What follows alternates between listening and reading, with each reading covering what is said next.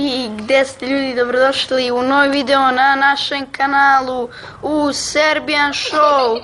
I sa vama je Čepo, Luka, Savo i Ljubo. I danas ćemo snimiti jedan vlog kod Luke na rođendanu. Bip bip. Ajmo da uđemo unutra da vidimo šta se radi. Unutra mnogo glasno.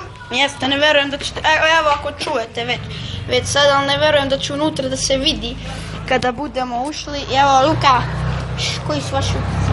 I Luka je napunio 12 godina. Jej. Na moj rođendan nismo snimili vlog.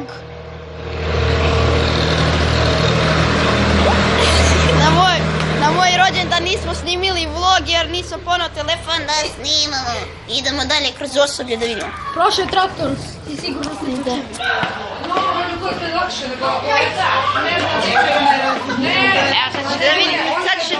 Sad ćete da vidite sve.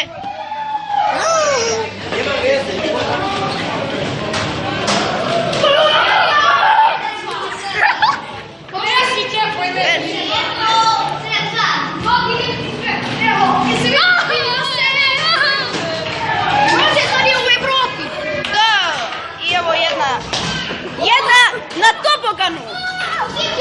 Slika mene! Ajde, Savo! Sad ću ja na toboganu!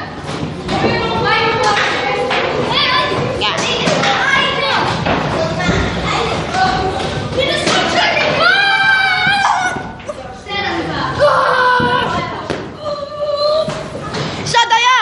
Ajde Čepo, daj mi telefon! Mogu ja ovako! Ajde, dobro! Spuštaj se!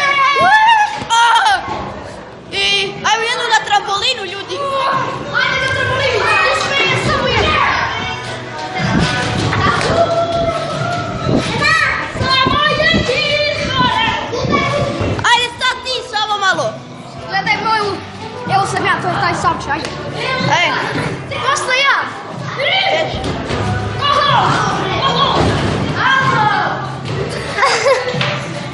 Ljubo, šutni jedno, ajde! Ajde, imaju gonovi ovdje, kaži će! Ako ste vidjeli, Ljubo pogodio Lukinu